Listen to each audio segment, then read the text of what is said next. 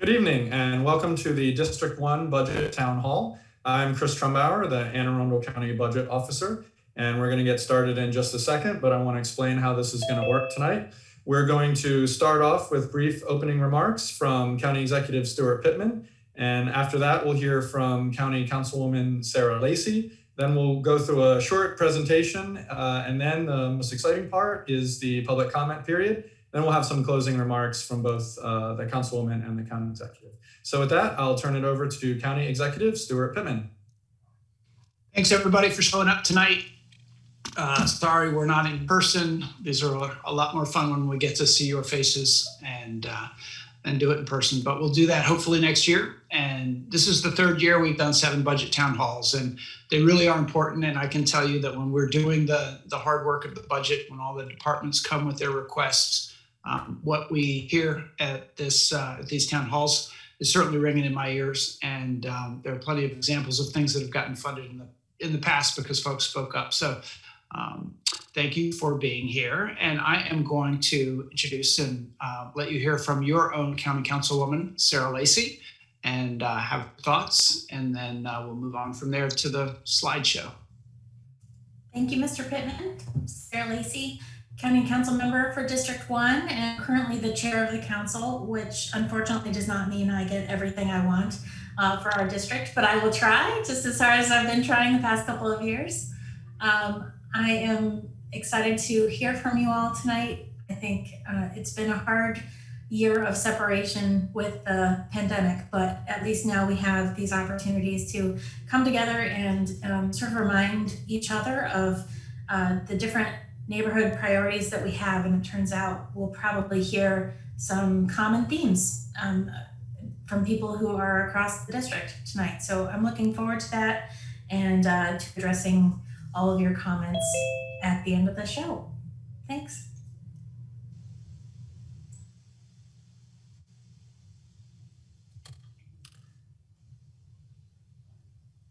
Okay, so we're going to get started with our presentation here. We can move on to the first slide.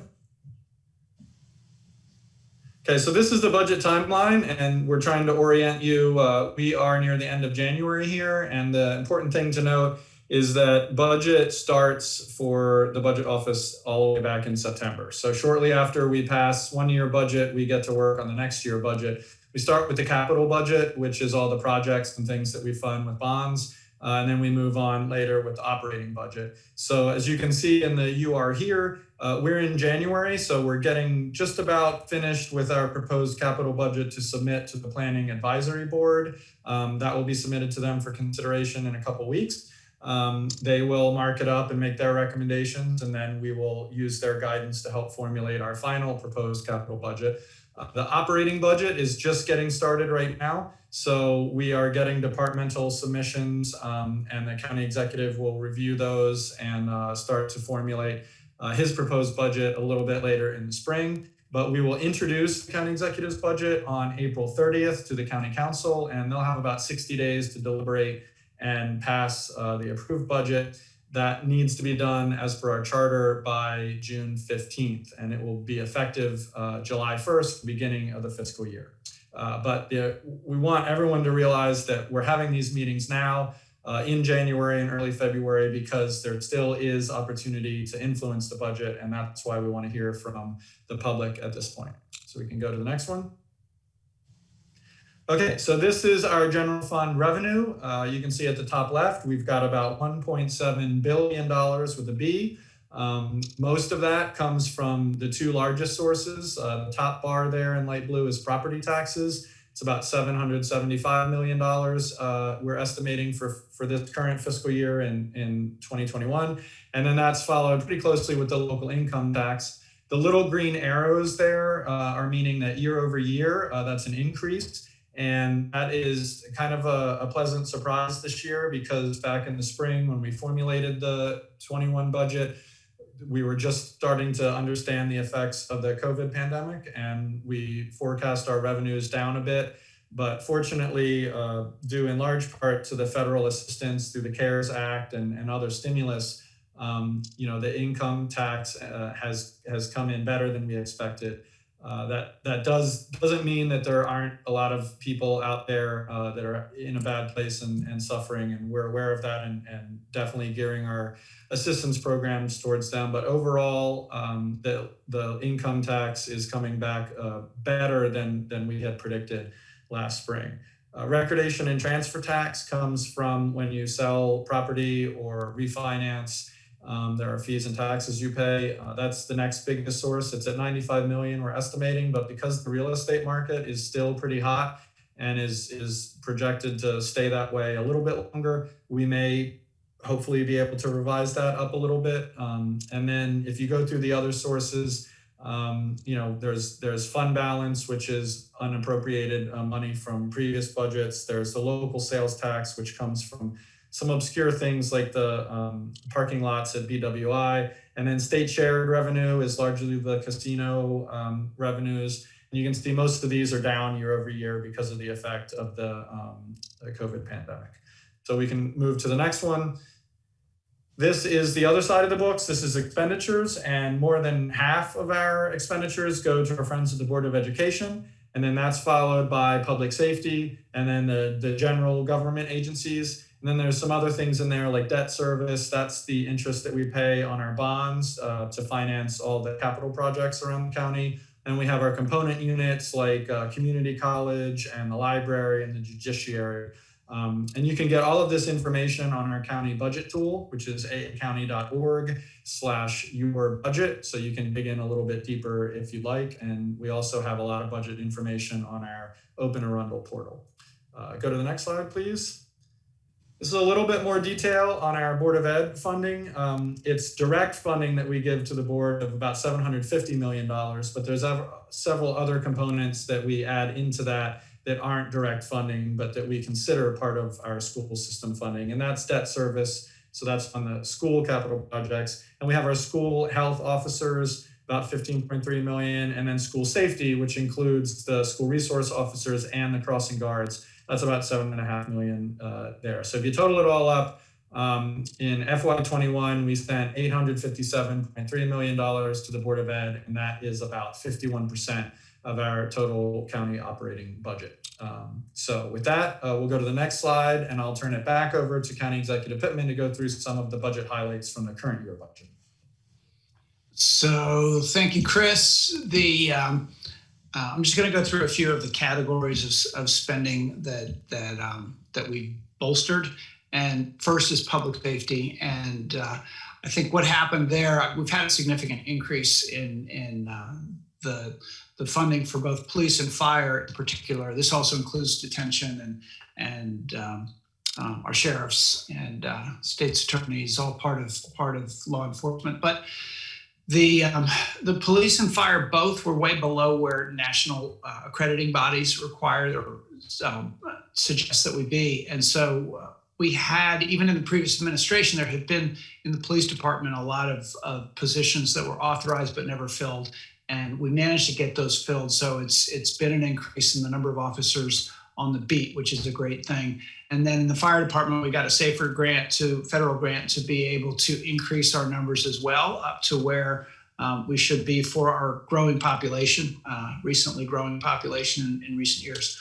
And then the other thing that we did in this last year was our officers and our firefighters were pretty far below the regional average. And that was one of our problems with recruitment in terms of pay. And so they got contracts this last year that has put them up to about where the rest of the region is. So that puts us in a better position to get the very best that we can get. Next slide. So in education, it wasn't as, it was a bit of a lean year last year, as Chris said, that projected reduced revenues from the pandemic of about $40 million. So we were conservative in our budgeting, which turned out to be a good thing. But so we didn't grow, we didn't reduce our class sizes the way we had the previous year, but we kept up with the growth in our student population.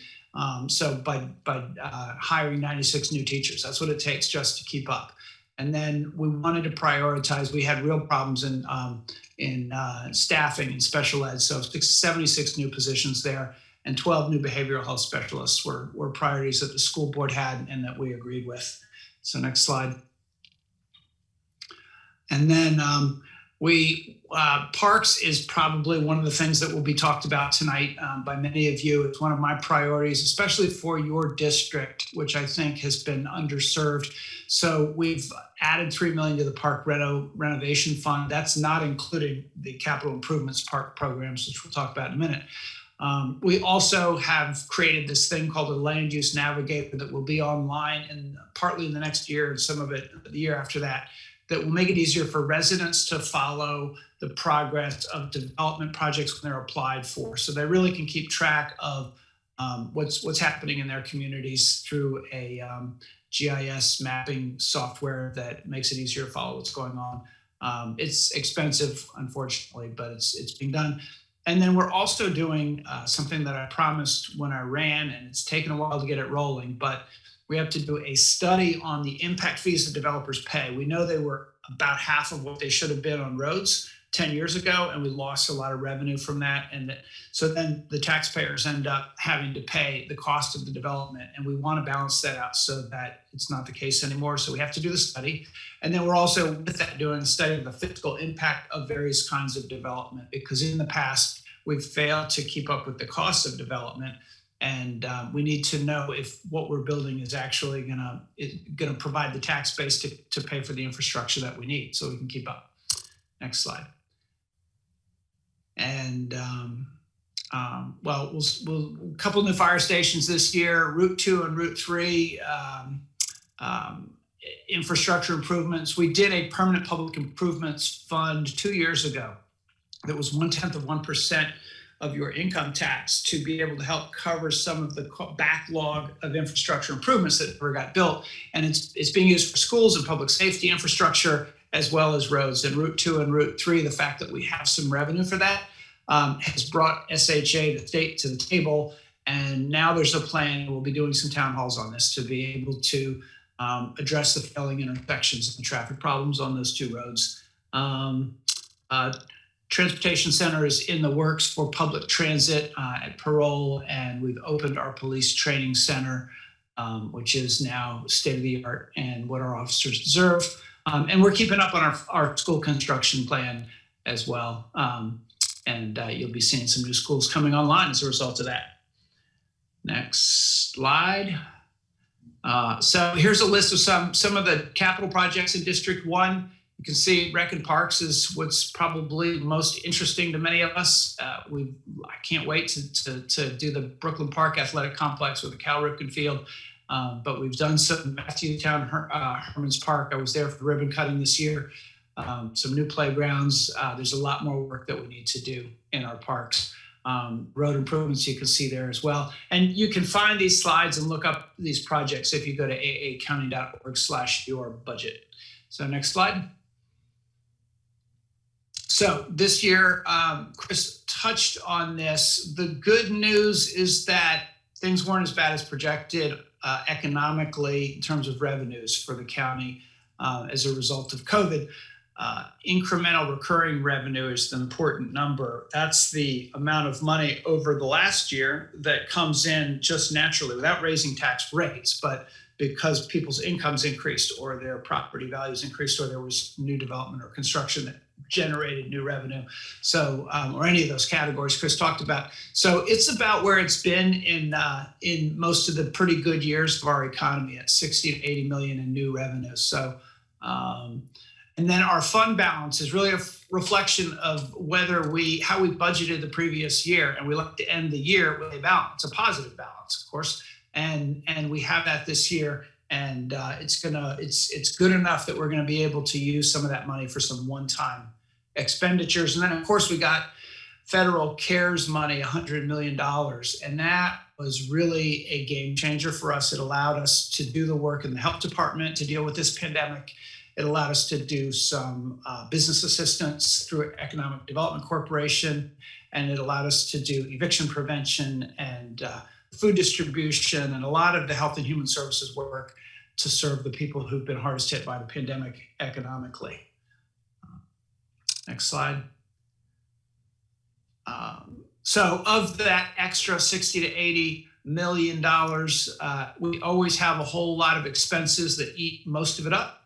that we can't get around. Those are non-discretionary things like debt service increasing, the benefits, the packages that our employees and our retirees get, the union negotiated pay packages. And then in addition to that, we hope to have money left over to be able to do additional pay increases to keep up with basic costs of living. And then in addition to that, the supplemental budget requests from our departments, where they come to us, each department does, and they have proposals for things that they can do to improve services in the county. And most of them don't end up getting funded. I wish they all could, because most of them are good. Not all of them, but most of them. And so we have to pick and choose between those based on what money we have left. Next slide.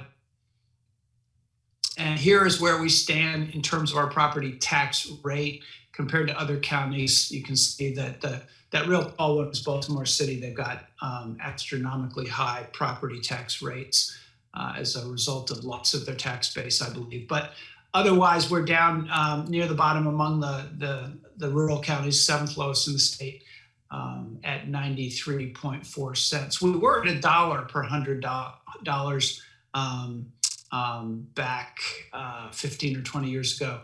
So we're proud to have lower tax rates than most of our neighbors. Next slide. And similar on the income tax, we're actually at 2.81%, and the half of the counties in the state are at the state maximum that's allowed, which is 3.2. And in fact, all of the large counties in Central Maryland are at 3.2. So we like being fourth from the bottom. Next slide. The COVID economy, the recession as a result of COVID, you can see here compared to other recessions. And the different lines that you see are wage loss of jobs among different wage sectors. So the purple line is the lowest quarter of wage earners. And the thing that jumps out at you here in the bottom corner is that purple line dropping so severely. That meant that folks at the bottom quarter of wages were 8 times more likely to lose their jobs in this pandemic than folks at the top. Folks who could work at home, frontline workers were really hit the hardest. And I think we all know that. Next slide. I want to just mention this because it's been in the news lately.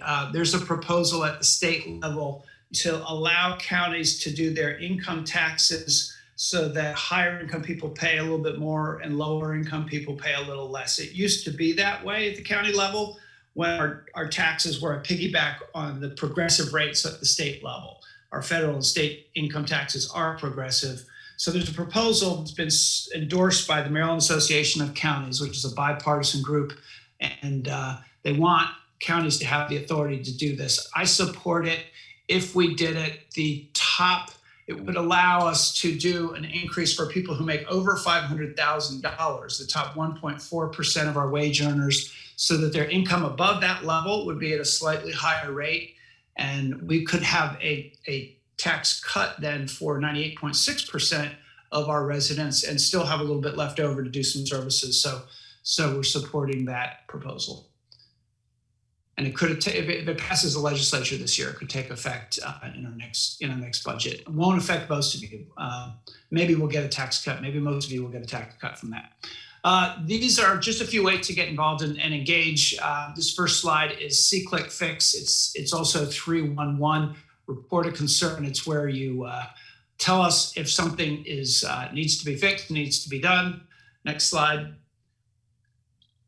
This is a chart from Arundel Stat, which keeps track of performance metrics throughout the county of all our departments. And you can see here they have shown each year the number of these C-Click Fix cases that are brought forward. And it's almost 20,000 in a year. They get divided among the departments. Our CECS, Community Engagement Constituent Services folks, handle a lot of them, and we keep track of whether they're being resolved adequately. So know that our departments are being watched and their performance is being measured on how well they respond to your concerns. Next slide.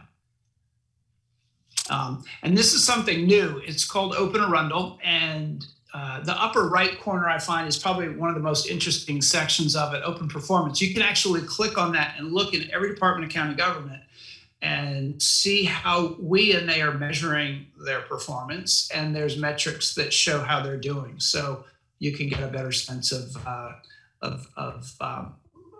how things are going. And we look at that as we're budgeting as well.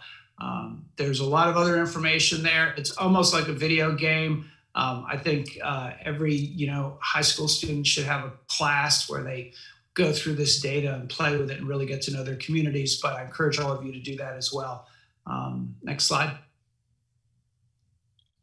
And then we have this online budget tool that you can go to through your budget, and you can actually increase, decrease, and it'll require you to tell the tool how you're going to pay for what you propose, where you're going to cut, how revenue is going to need to be increased based on what you propose. So that's a fun little game to play as well. Next slide, I think, is the last. Yes. Okay. So this is just the basic stuff from the Your Budget page. So I'm going to now stop talking and get to the fun part, which is listening to all of you. And I think we have Layla is going to moderate that. So Layla, your CECS, Community Engagement Constituent Services offer for most of this district is going to be helping us through this part. And I know that Councilwoman Lacey and myself will both be taking a lot of copious notes, and both of us we will not respond to each comment. We will wait till the end, and then we will respond to as much of it as we can get to, and share our thoughts.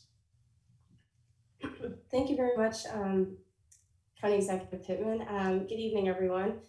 So I'm going to help you along with this process. This is now your opportunity to speak to your elected officials about where you feel the money should be spent in your community. So in order to streamline this whole process, you will notice on the bottom of your screen, there's a raise hand function. So if you click on that, you will be placed on a queue, and I will call on you based in the order that it comes up on the screen. You will have 2 minutes to speak. We ask that you kindly respect that time and wrap up. If you go a little bit over, it's okay. And in the interest of time, your elected officials may not be able to respond to every comment, but they will definitely say something at the end. So can I break all the rules and jump back in and say one more thing, Layla? Of course. Thank you. Which is, I skipped over a part of this that's important. I just wanted to recognize some of our staff that is here, so you know that they're listening to you, as well as we have from Congressman Sarbanes' office, Bridget Smith, representing the congressman. But we have our CAO, Matt Power, Chief Administrative Officer. He's the one who becomes county executive if I disappear somehow, and until the council decides what to do next. And then we have Dr. K. Bodgester Brown, our Chief of Staff, with us, and Lori Rhodes, our Deputy CAO for Land Use, Pam Jordan, our Deputy CAO for Health and Human Services. We have Chris Phipps, Director of Public Works, taking notes, I'm sure, and sending text messages to his staff to fix everything that you tell him is broken. And Jessica Lays from Rec and Parks, hoping that you'll tell us to fund all of the parks in the county. And Carissa Gowan from Department of Aging and Disabilities. All right, so basically we're going to start calling on you, and when I call on you, I'll ask you to unmute. You will have 2 minutes to speak. Our first guest speaker is Mr. Walter Ryder. You may go ahead and speak, sir. Well, thank you very much. I must have raised my hand first. Thanks for the opportunity. Walter Ryder, I'm a resident of District 5. However, Chairwoman Lacey, one of my big concerns is recreational opportunities for all the county residents, and one of those is water access. In District 1, being where it is, you don't get to share in a lot of the privileges that the residents of the waterfront communities do. And I think it's very, very important that the county open up the property that it already has, devote sufficient money to improve that. And one of the closest access is for District 1. You could come right down the bike path and do a little detour. And the way you could find it is there's a no trespassing sign. But notwithstanding the sign, that's public property, it's county land that's been acquired with our tax dollars. So I would implore, in budget considerations, love the focus on recreation. I think it's extremely important for all of our community. and to make sure that you think about the water access, think about the people that don't live on the water. And we've got so much water, it would be nice if we could use it. Open swimming days, no reason why residents of District 1 and the rest of us shouldn't be able to enjoy our waters and swim in the river unrestricted. And with that, I appreciate the opportunity. Thank you for all your work, and keep it up. Thank you, Mr. Ryder. Next, we have Ms. Maureen Pritchard.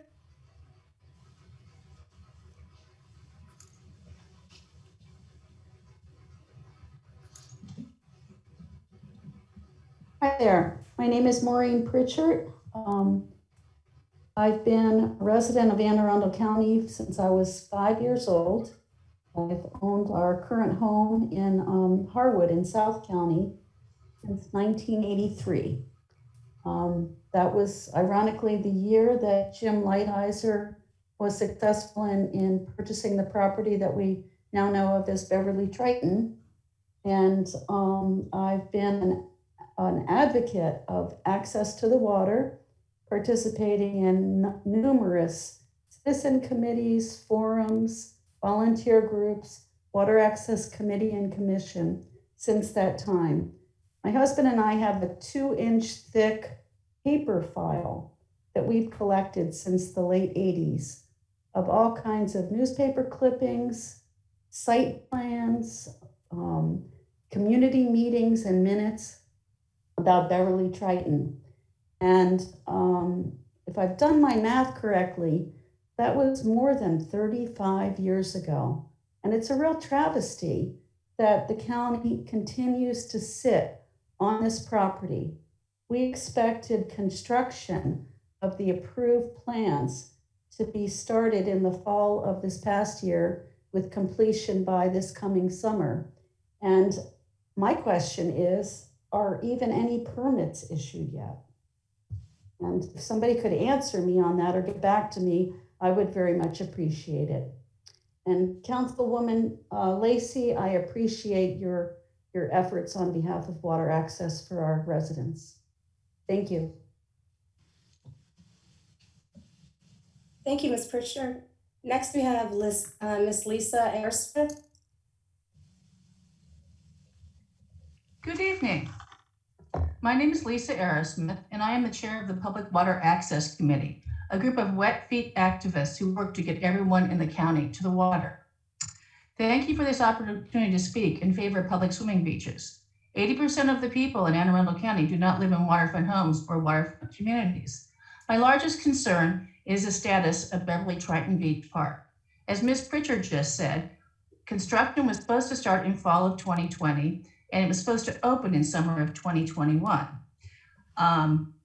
It's crickets. We have heard nothing about it. It would have been a blessed relief for families in our second pandemic summer.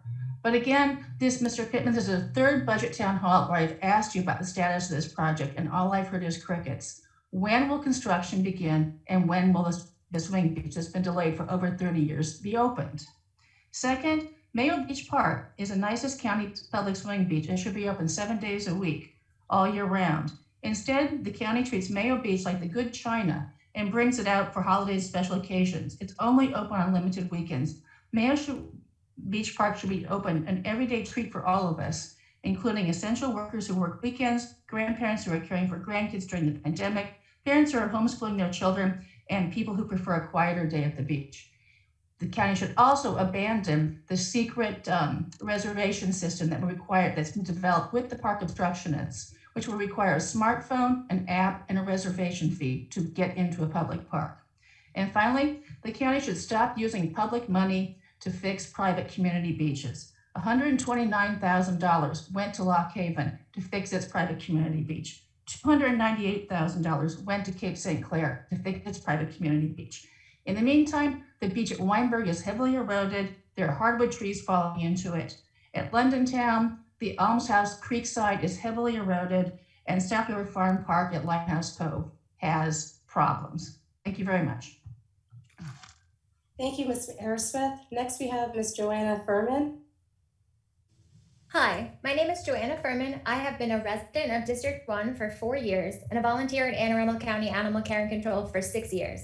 I'm also a board member of Friends of Anne Arundel County Animal Care and Control. I would like to request a full-time staff veterinarian position at Animal Care and Control be included in the budget allocation to the police department. Animal Care and Control is the county's one open admission animal shelter, and it's just a tiny part of the police department and its budget. While volunteers at the shelter can be trained to do many jobs, and can and do help alleviate demand on staff time, we obviously cannot provide the services of a licensed vet. A 2018 Maryland law set minimum standards of care for animal shelters in the state of Maryland. I will just highlight one sentence from the section on medical standards. Quote, a veterinarian shall supervise the medical care and medical treatment of all animals in an animal shelter.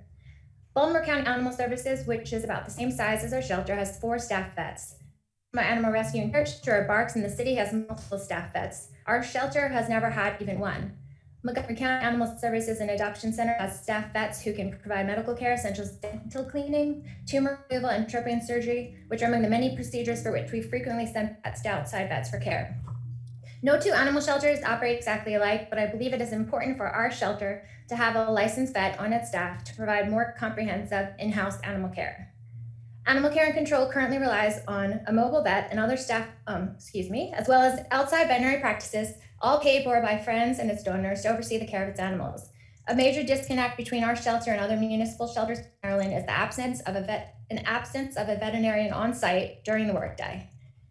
Thank you, Mr. Pittman and Ms. Lacey, for listening to our budget request to cover the needs of homeless pets in our county shelter. Ms. Lacey, I also invite you to reach out to shelter management to schedule a tour of the shelter on a Saturday, my regular volunteer day. Thank you. Thank you, Ms. Furman. Next, we have Mr. Timothy Van Fleet. And it's just a reminder that if you have a comment to make, just please raise your hand and we'll add you to the queue. Thank you.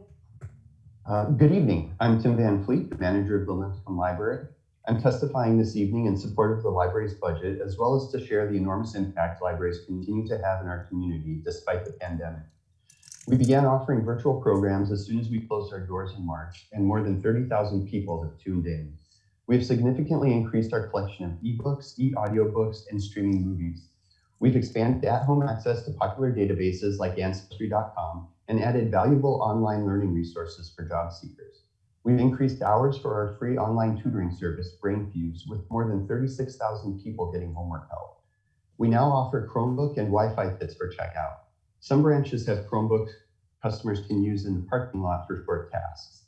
And for the first time, curbside pickup is available with nearly 90,000 customers taking advantage of this safe option. We're proud to offer these services and our customers are grateful. Recently, a grandmother who visited the Brooklyn Park Library expressed thanks for book recommendations that helped her granddaughter learn to recognize letters as she prepares for kindergarten. Library staff at Glen Burnie assisted a woman experiencing homelessness who was living out of her car to flee domestic violence by printing forms and connecting her with community resources. The library celebrates its 100th birthday this year. We need your help to grow and adapt as we begin the next 100 years. We have important infrastructure and IT needs to prevent future cyber attacks and allow us to expand our virtual services. We also need to provide a path for advancement to our early entry-level professional staff who innovatively serve our customers. Please support our requests. Thank you. Thank you, Mr. Van Fleet. Next, we have Ms. Tina Berezek. I apologize if I've messed up your name. That's okay. Okay, I am Tina Berezek. I'm a former veterinary technician who's also a certified animal control officer, and I'm an animal cruelty investigator. I am speaking to you tonight as someone who volunteers 6 or 7 days a week at Anne Arundel County Animal Care and Control.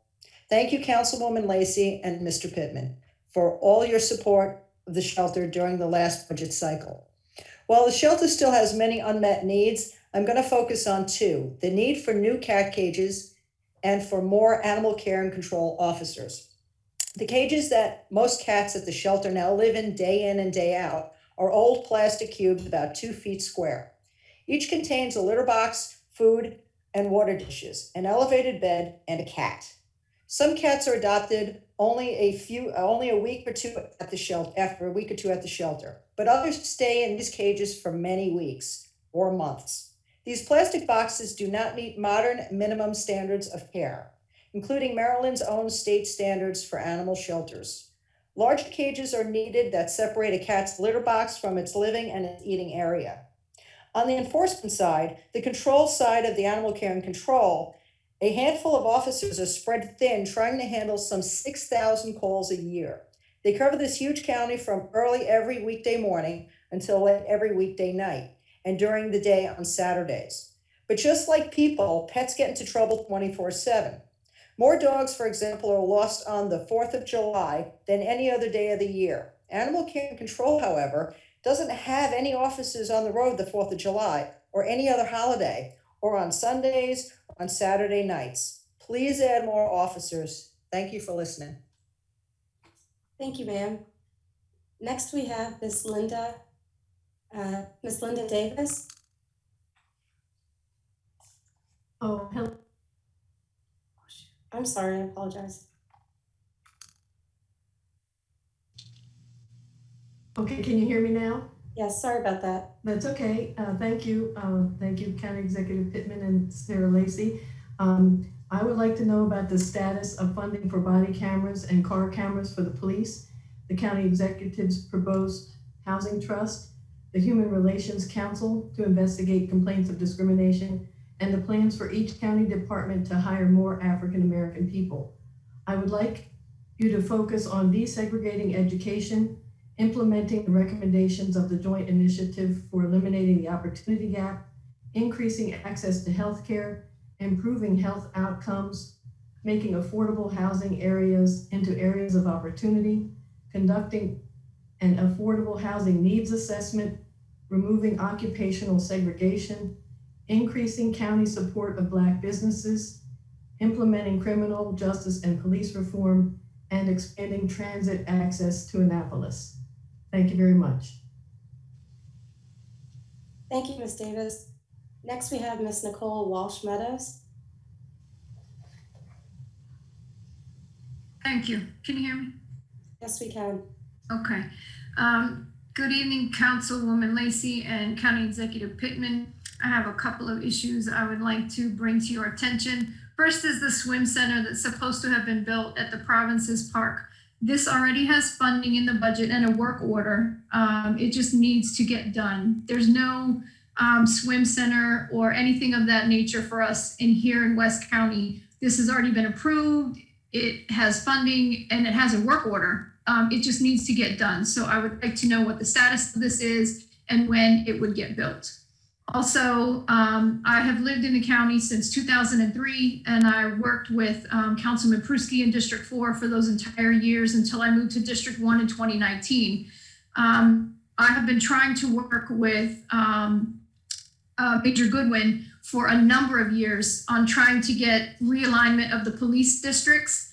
And once that's occurred, realignment of the patrol areas within those districts. There is a significant housing boom in West County. Western District gets a large number of police calls for service, way more than any district in this county. And those districts need to be realigned, period.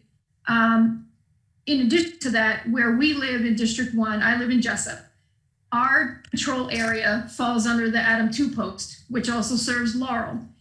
If there were to be a call for service, that patrol car from Laurel during rush hour in a non-COVID situation takes an eternity to get up here to answer that call for service. This has been something that has not been addressed the entire 20 years that my husband has been a police officer in this county. This needs to be addressed. I have been fighting and fighting and fighting the entire time that we have been living in this county. I would like to know, maybe with Chief Amal, this could be addressed. I did a security survey in Russet, an outside security audit, presented that information to Major Goodwin when she was Captain Goodwin to help with this. It has not been addressed. It needs to be addressed. These patrol areas are too big for all of the housing that's going on in West County. Additionally, Councilwoman Lacy, there needs to be a sidewalk put on Gable Drive. The developer, Elm Street, will not put one in. These children are walking in the dark, depending on whether it's daylight savings time or not daylight savings time. Also in Jessup, we're zoned for an additional grocery store, and there isn't one. All of us have to go to Howard County to spend our money, and we need responsible economic development. Finally, my last point, I apologize for going over. Our closest fire department here in Jessup is a volunteer fire squad. We pay county tax dollars here as well. Everybody seems to forget that we exist over here in West County. I went through this in Laurel as well. We finally got the Maryland City Fire Squad staffed with county employees. We need to do something over here as well. Jessup is a volunteer fire company, and the nearest fire station for us in Jessup is Howard County. We need our fire station staffed with county employees. We pay tax dollars just like everybody else, and we deserve services from county employees as well, not just volunteer staff. Thank you very much. Thank you, Ms. Meadows. Next, we have Ms. Lisa Shore. Good evening, County Executive Pittman and Councilwoman Lacey. My name is Lisa Shore, and I represent a group of advocates working on the Severn Community Center project. Our group is encouraged by the positive and collaborative energy surrounding this project. All the agencies, elected officials, community representatives involved are highly energized and excited for this much needed and long awaited community center. We've formed several committees such as youth engagement, community art, historical research, and programming. All of these committees will focus on community engagement while they accomplish their goals. ACDS, Arundel Community Development Services, continues to move forward with the design and construction process, and we anticipate a groundbreaking in fall of 2021. The plans for the community center include the Boys and Girls Club, Senior Center, and flexible community space. The goal is to have a safe place where citizens of all ages can come together in a multi-use building. The project started as a dream for a recreation center by community leader Ms. Glenda Gathers 30 years ago, and the need for this community center has not diminished. The importance has been highlighted in many county documents, including the Severn Small Area Plan, the county's health needs assessment, the Poverty Amidst Plenty needs assessment, and the recently completed Pioneer Drive needs assessment. This project is a big step towards social and health equity in our county. The recent pandemic has amplified equity concerns, making this community center even more important. We ask that you continue to prioritize the Severn Community Center project. It's a proactive approach towards solving many community issues and will have a significant positive impact on residents of District 1 and throughout the county. Thank you very much. Thank you, Ms. Shore. Next, we have Mr. Barney Gomez. Can you hear me? Yes, we can, sir. All righty, good, thank you. I live in the northwest part of the county as well. The borders are 100, 295, the Baltimore-Washington Parkway, Route 175. We try to maintain the rural nature of the area, but we've had a substantive number of housing developments come into the area, adding a lot of traffic to the area. Recently, there was a proposed development called Gardetto Ridge. The county had decided that it was not appropriate for the area.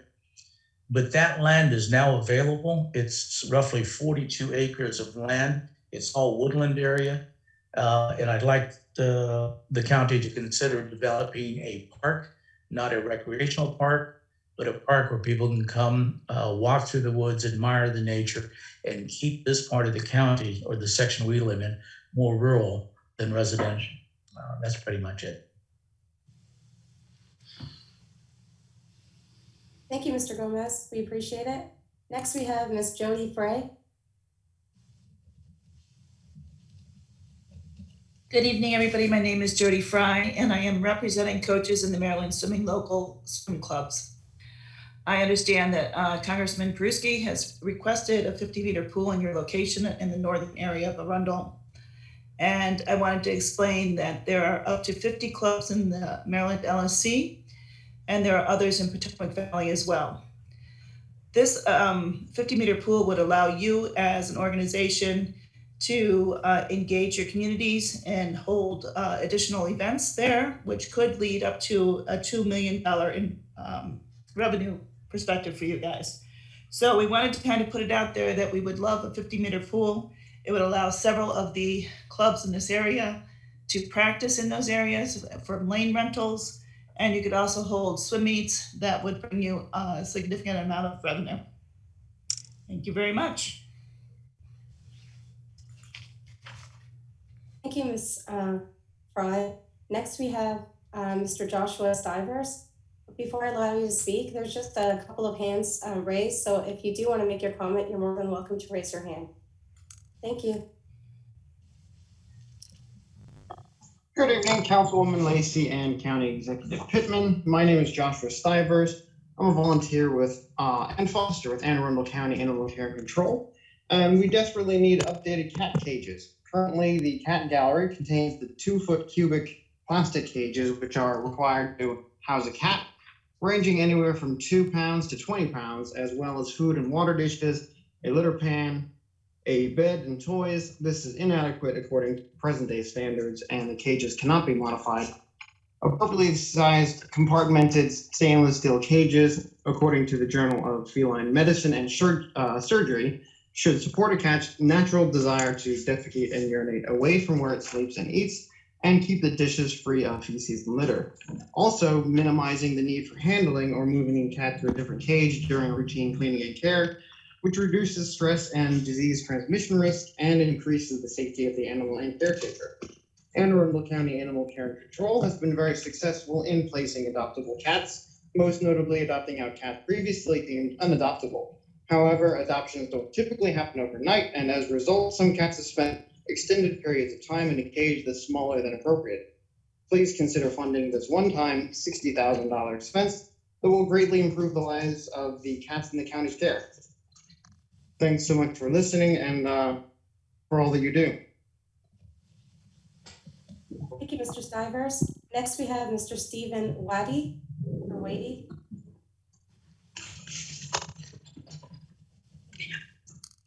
Hello, everyone. My name is Stephen Waddy. I do live in District 1, and I also represent the NAACP. And I wanted to say, one, I want to see the budget include funding for police cameras, body cameras, and for dash cams as well, which we currently do not have.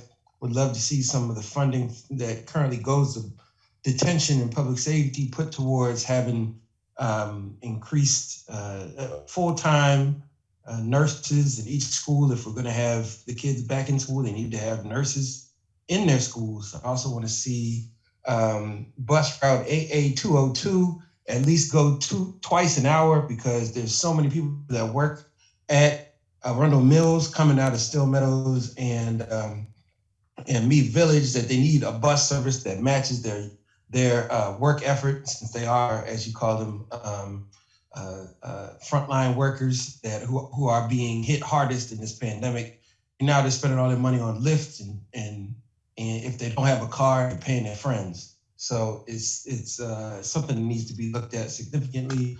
Also, would love to make sure that we have affordable housing built. Right now, District 1 generally has most of the affordable housing in Arundel County. So the areas of opportunity that were mentioned in Plan 2040 need to include the affordable housing, hopefully built through the housing trust that the county executive promised us. Thank you, Mr. Waddy. Next, we have Mr. Michael Shear. Good evening. Can you hear me okay? Yes, we can. Good evening. I'm Mike Shire. I'm on the executive board of the Anne Arundel County Fraternal Order of Police. I want to thank County Executive Pittman and Councilwoman Lacey for allowing us the opportunity to be part of this collaborative process. I've been a police officer for 17 years, and I can tell you that this job is harder today than it has ever been. We've heard from our citizens tonight who are telling you, our elected officials, how important it is to have professionally trained and equipped police officers. As was mentioned, our county has fallen behind on our county's growth. And it's absolutely true that our police department has failed to properly adjust resources to account for that growth. Our Fraternal Order of Police has been advocating for this particular change for over 10 years, and we will continue to do so. The county executive highlighted the good work that we've done toward increasing our staffing, but there's still work to be done as our population does continue to grow. Your police officers are under pressure every day. We fight to keep you safe and to compensate for the failure of prior administrations to invest in our police department. It's a heavy burden to carry, but I'm proud to stand with my brothers and sisters providing the most professional police services that you can find. It's vitally important for us to continue the progress that we've made. New challenges face us every day, and we should not allow our county to fall behind like previous administrations have allowed. It takes far too long to dig out of those holes. We're confident that you, Mr. Pittman, and Councilwoman Lacey will support our police department's personnel and operations budget so we can continue the difficult task of keeping our citizens safe, and we thank you.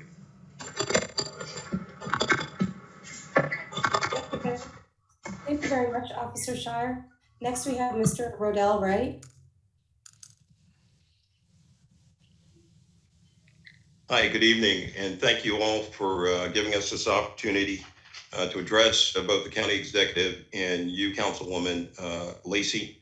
I had the pleasure of meeting you both at the vigil that took place in Meade Village as a result of a shooting that took place there. I am the President and Chief Operations Officer of Tunnel Vision. We are a sports apparel brand company. We also have a nonprofit, the Chase Your Dreams Initiative. We have literally adopted Meade Village as one of our communities that we want to adopt and work with to improve the quality of life for those residents living in that community. As a result of what we've done so far, we've had 5 listening sessions with that community. I've reached out to Dr. Kay, had a conversation with her, had a conversation with Pam Jordan about the needs in that community. I think it's important for you and for those that are in a position to create budgets to build in a budget that will allow us to create sporting events in that community, utilizing the existing fields and spaces that we have there to circumvent some of the issues that are taking place in that community. We're working closely with the Anne Arundel County Police Department and addressing some of the issues that are taking place there. But most importantly, we need you to incorporate into the budget funding that will allow us to build and create programs that will help and support this community. The community is in dire need. It wants the attention of the government to help with this. We need you guys to help us with putting forth with this, and I'm willing to work with anyone to address some of these issues. Thank you. Thank you very much, Mr. Wright. Next, we have Ms. Rodriguez.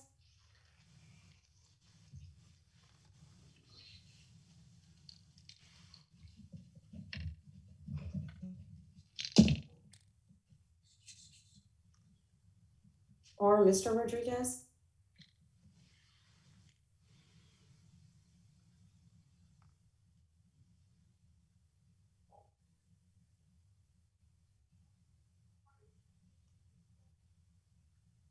Hello, Asia Rodriguez, would you like to speak?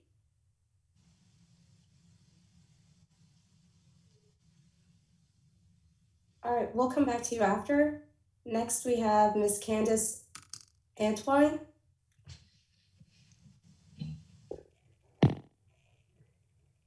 Thank you, Ms. Jones. I requested to go last if there are others to speak. As an elected official, I thought it would be important for the members of the public to speak before I did, please. Okay. Let's see. Thank you. Yep, sure, I'll call on you after. All right. Ms. Natasha Mitchell.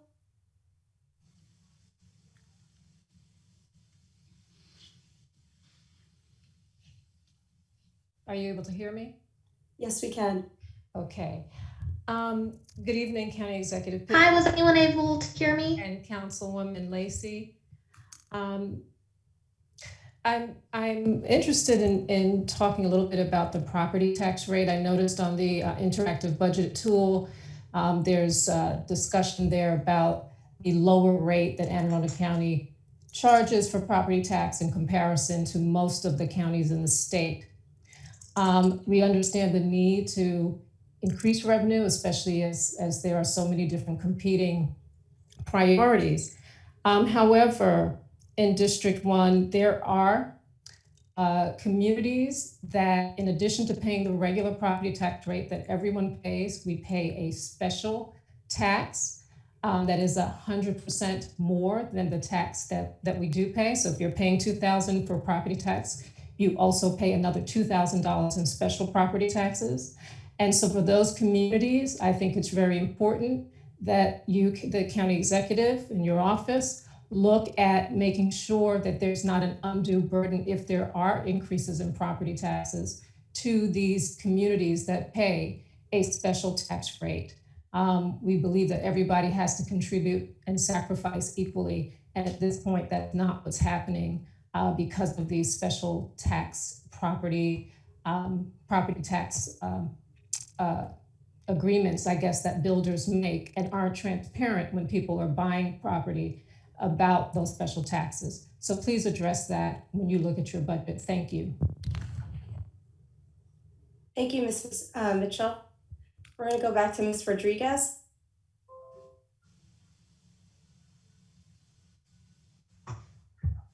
Hi, can everyone hear me? Yes, we can. Go ahead. Perfect. Hello, County Executive and County Councilwoman Lacey. Mr. County Executive, you had mentioned that on the county website, we have a resource of an online budget tool, which is a great way for constituents to understand one of the main conflicts government face between spending and revenues. You specifically mentioned that this online budget tool can show us how revenues will be increased, but not how we can reduce spending. Do you plan on cutting costs, and where would you cut costs? And do you predict that this progressive income tax proposal will change constituent behavior? Thank you. Thank you, Ms. Rodriguez. Next, I'm going to ask Trevor Kindred to speak first because the others have spoken before, so I'll go back to them after. Hello, thank you. Thank you, Councilor Zek and Councilwoman Lacey. My name is Trevor Kindred. I'm a member of the Citizen Advisory Committee to the School Board. I'm also an active duty service member.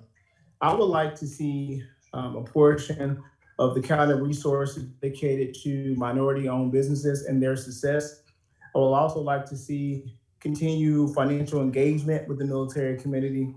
And lastly, I would like to put a plug in to ensure that resources are also provided to continue to support the recreational sports program for the children of our county. That's all I have. Thank you for your time. Thank you very much, sir. Ms. Meadows, did you want to say something else? Yes, I forgot to mention that the Saturday library hours at the Russet Library, which is utilized, even though it's in District 4, it's still utilized by some of the members here in District 1. Those are paid for by the LBC funds from the racetrack. Those need to be paid for out of the county's budget. There's no reason why LDC funds should be used for that. That library is utilized by many members of District 1, and there's no reason why that can't come out of the county budget versus LDC funds. Thank you. Thank you very much, Ms. Meadows. Next, we have Mr. O'Brien Atkinson. Sir, are you able to mute? Unmute, I mean. There we go. There we go. Can you hear me? Yes, we can. Sorry about that. That's quite all right. I just wanted to kind of reiterate Ms. Meadows' point with regard to our post realignment. They are long overdue. A good post realignment would result in enhanced services for the public, but that takes investment. And thanks to the support of Ms. Lacey and County Executive Pittman, we have been increasing the numbers of officers that we have to serve our public. However, we're not to where we need to be in order to make a significant change. I think we're working on it. We're working on it together. We've all heard calls for reform, body-worn cameras, and training for police officers. And I'm proud to report that our police department is and will continue to be at the forefront of police reform. Our police officers go through rigorous and continuous training. And I think the true secret to our success has been our communication and our relationship with the community. And I think that it's only getting better. And with this administration and these types of forums, I think that we're all improving, and we just have to continue to invest in our public safety in order to make things better. Thank you very much. Thank you, Mr. Atkinson. If there's anyone else who would like to speak, you may go ahead, or I will ask Ms. Candace Antwine to speak. Ms. Candace, I believe you are the only hand raised. Thank you, Ms. Jones. County Executive Pittman, Chairwoman Lacey, Thank you for this opportunity. I'm Candace Antwine, District 1 member of the Board of Education. As we shared with one another during the ongoing COVID crisis, District 1 has critical needs in education,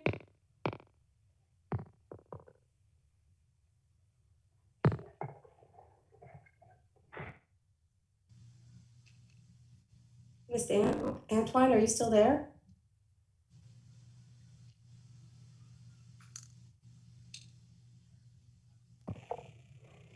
I'm sorry, I had some technical difficulties, I'm sorry. That's okay. Keep going. I'll pick up where These vulnerabilities include student access to safe learning, total income losses, limited food resources, mental health dispositions, and fragile housing. As we work to return to in-person learning, I believe issues that were covered due to isolation will also be more apparent. Therefore, I respectfully request your consideration for the following this budget cycle. 1, more funding to close the educational opportunity gaps and to combat our severely disrupted education. This would mean paying teachers accordingly, hiring more teachers for educational coverage, more access to county transportation, and quality educational enrichment programs. 2, more focus on the mental health of our veterans and students in these trying times. This includes more access to mental health resources and more certified counselors. 3, funding for sustainable food resources that are available throughout the county. 4, more funding for health, security, and safety. This includes more funding to support our fire and police departments. 5, funding to support transitional housing, affordable rentals, and pathways to home ownership. Finally, growing and sustaining the county through small business. Funding for small businesses to start, recover, and discover will encourage economic growth in our county, create jobs, and determine citizen commitment. Thank you very much for this time and for all that you do for District 1 and Arundel County. God bless you all. Have a good night. Thank you very much, ma'am. If there's anyone else who'd like to speak, now's your opportunity to press the raise hand function on your screen. However, if not, oh, we've got somebody else. Should we allow them? Mr. Pittman, is it okay if I just keep waiting on people? Okay. Yep. Mr. Wadi? Yes, I just wanted to state that, my daughter and I use the park in 7 provinces, and we definitely need to see some full-time landscaping being done there. We've missed so many games due to the field maintenance just being horrible, and it would really be helpful if we could have a full-time athletics program for the young people of the county that is, affordable, and starting at, kindergarten and up. So those things I think that'd be great for engagement with young people, keeping them active and outside. In the provinces area, I think is one that's ripe for that with all the development that we have going on over there. And it could match what's happening over at Danza. If we had a track, we need an open track for track and field. I don't think the county has one open track. All of the tracks are behind school grounds. And we need an open track. That was from one of the NAACP members. She was concerned about having her children come from PG County to learn track in Anne Arundel County, where she moved to Anne Arundel County, and she could not find a track that she could use as well. And definitely want to see plans for increased hiring of African Americans in the county from each department head during this budget season. Thank you. Thank you very much, sir. So there are no more hands raised. So County Executive Pittman and Councilwoman Lacey, the floor is yours. I'll wrap it up. Do you want to go first and then I'll finish up, Councilwoman? I expected precisely that. Okay, good. So I'm looking back at my notes, which I'm sure are in a better handwriting than yours, Mr. County Executive, having sat next to you 2 years in a row and watched you take your notes. If you need to crib, I can make a copy of mine available for you. But as I said at the opening of this evening's town hall, although, as the chair of the county council, it would be really cool if I could get everything I wanted that, budget year of being chair, but that is not how it works. That does not happen. And you all, the notes that I took, your list is very long and definitely will add up to more than we can possibly actually accomplish in this particular budget year.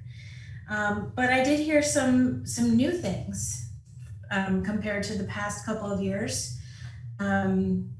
And I think the swim center is a really interesting one. I only recently met with Recreation and Parks to understand why I know they had been looking at building a swim center at a different location in District 4.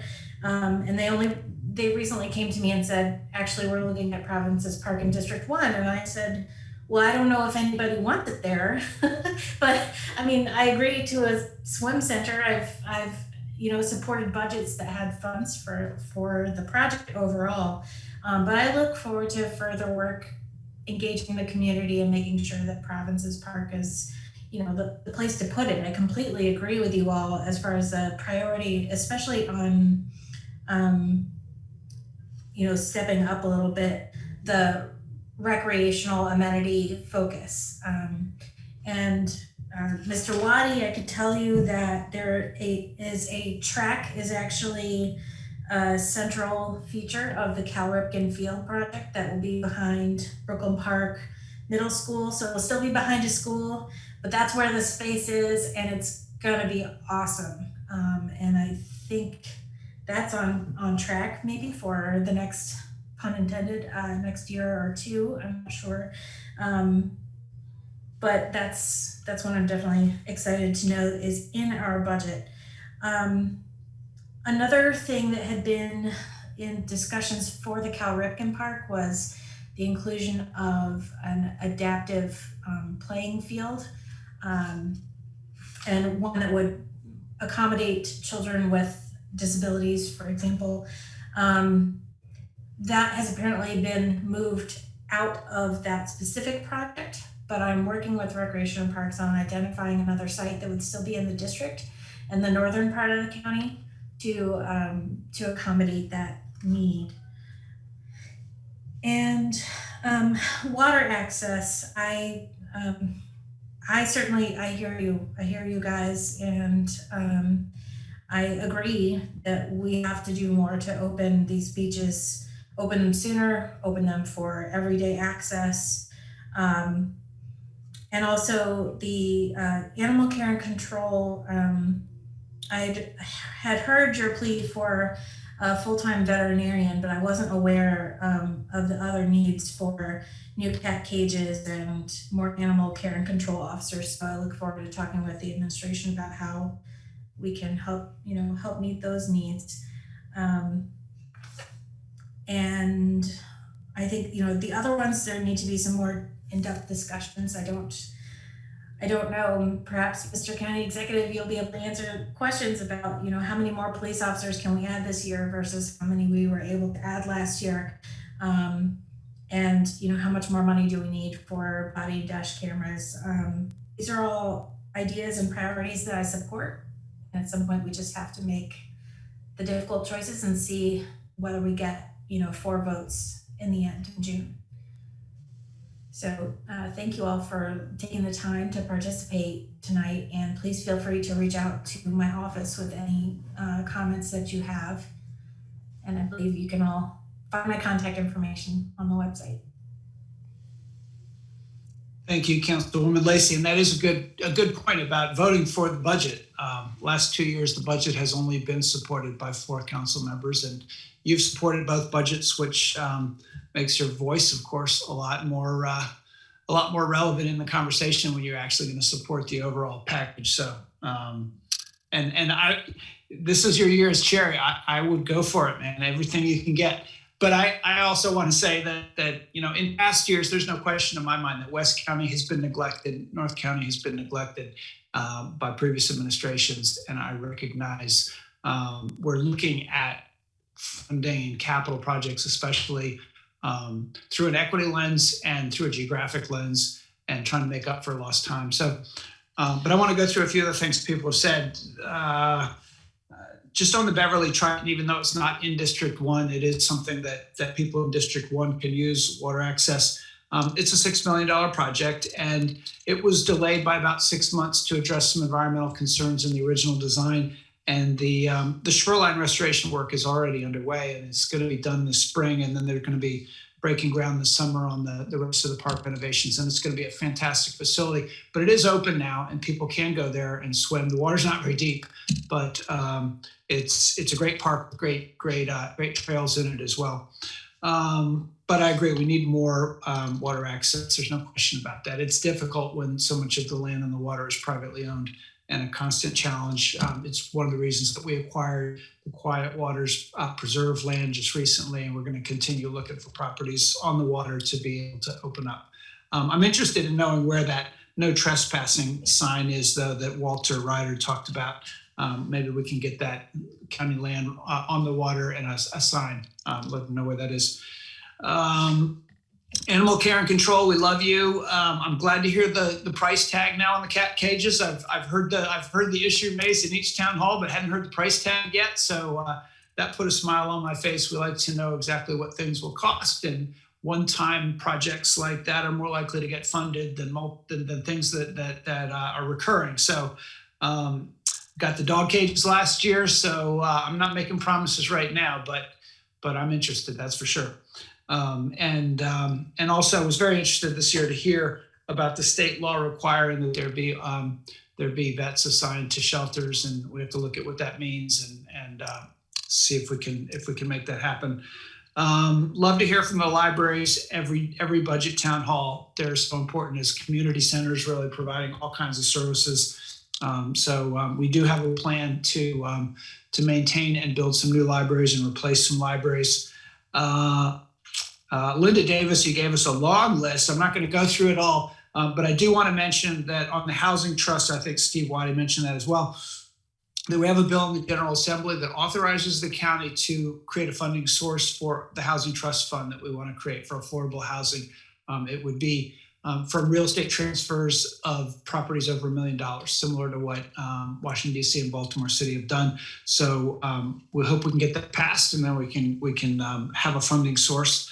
Minority business work was mentioned by a couple of people, and I just want to note that tomorrow morning at 11, we're doing a press conference with the Anne Arundel Economic Development Corporation to launch a new program. It's called Inclusive Ventures, and it's a minority business training, grant, and loan program all combined with mentorship, and it's really innovative. It's brand new, and we're launching it tomorrow, and there will be an application process for businesses that want to participate.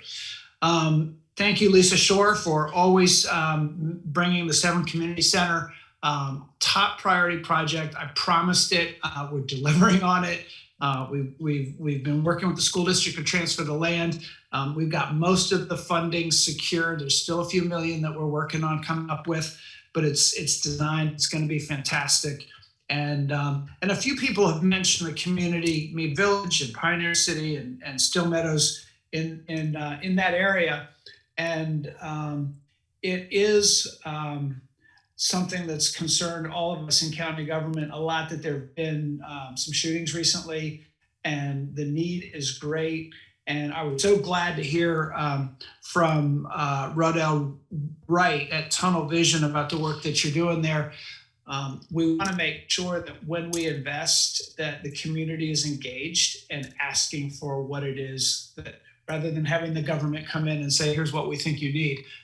It really works best when people ask for it, when people even demand it, and when they organize. So please keep organizing in those communities, and we'll be right there, ready to invest.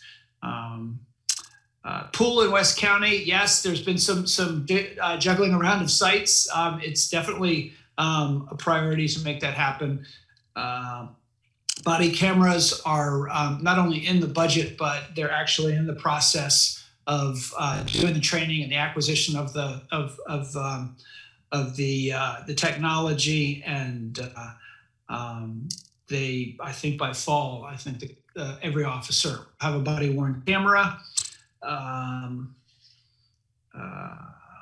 think that's about everything I wanted to cover. Thank you, Candace Antoine from the school board for advocating on behalf of the school budget and the kids, as you always do. The opportunity gap work was mentioned, and there's an implementation plan that's being put together, and I can guarantee you that it's a top priority for us, even though we're not the school system, to do what county government can do to deal with the inequities that exist that make it tougher for kids when they go to school for the very first time, based on what's going on in their communities and their households and their families. So I will stop at that and just thank everybody for advocating.